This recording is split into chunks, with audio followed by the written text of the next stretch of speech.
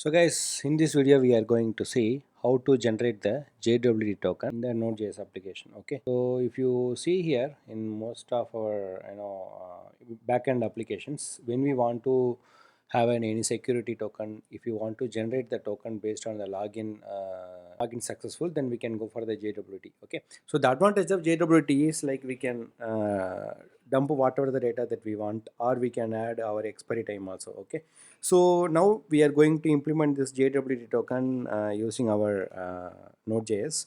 So as you can see here, I have installed this library npmi JSON web token already in my project.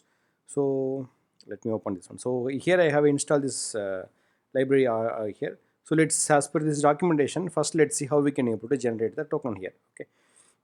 First we will see very simple way of generating the token, then we will move ahead actually. Okay, so first of all, as usual, we need to import this library. I think I have imported already.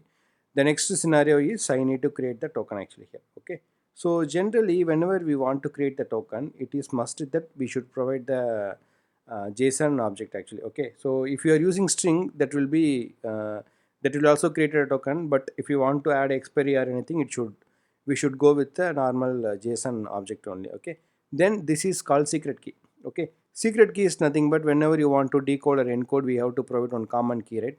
It is called secret key here. So I am going to make the secret key as a common constant variable so that we can able to use it wherever we want. Okay, so now I will replace this one into a common variable actually here. So as you can see here, this is how we have to create the token. Okay, so this itself enough, we can able to create the token. Now I am just printing the token here. Let's see what is the value that we are receiving inside the token here. So now if you can see the value, yeah, this is the value that we are generating from the library. Okay, this is whatever the data that we provided it's giving here.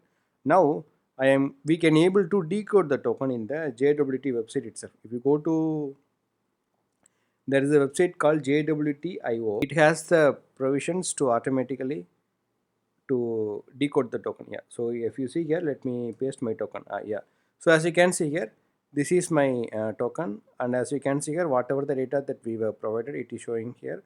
And also when this token is created, which is called issued at, it is also showing like it is generated like May 12, and the time is 12 o'clock actually. Okay, so this is how it got generated actually here. Fine. Okay, so now our token is working fine actually. Okay, but now the next scenario is I want to add expiry time for my token. Okay, so that is also possible by adding one more parameter. I have the expiry in actually. Yeah, so here I will mention I want to keep the token only up to 1 hour. See, let's, after generating the token, we can see that value. Okay, so now this is the token is generated. Now let me copy this token and I'm going to paste it in the same website. So this website will tell you.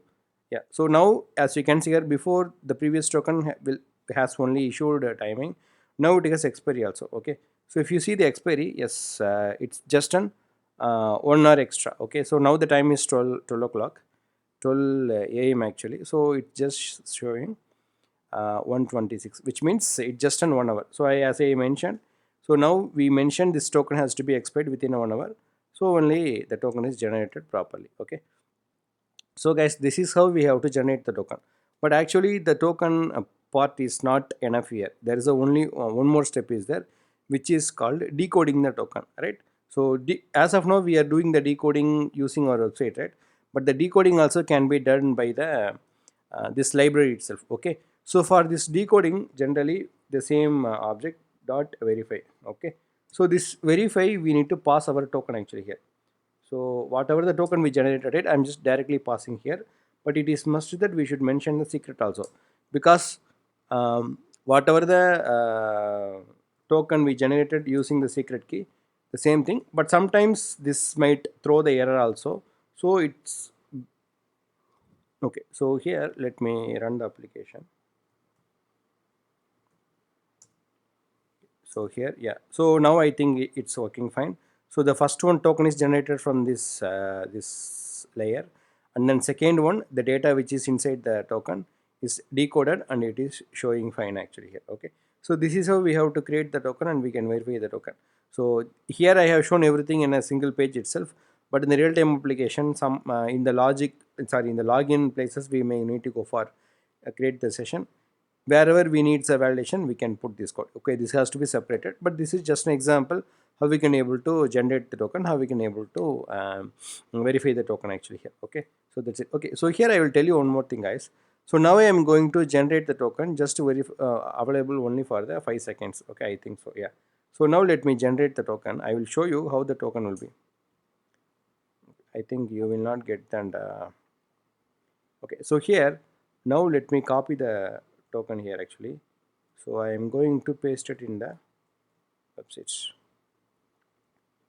So now as you can see here, the token is I think it's already expired, as the time is 29. The token is expired now. Okay, so now what I am going to do, I am going to manually assign the token here, variable token equal to this one. Okay, the reason why I am doing is just I want to show you how the token verification is working actually here. Okay, so now what I done is, the token which is already expired, while verification, let's see how it works. Okay, so now I am okay. Yeah, okay, as we can see here, now our try catch is working.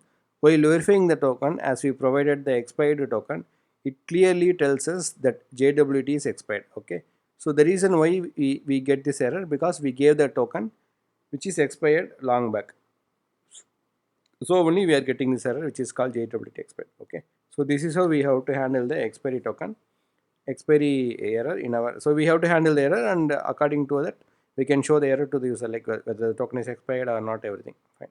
Okay, so this is, I'm just showing here how the token can be verified actually here.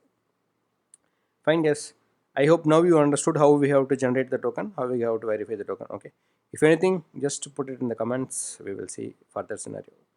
Thank you.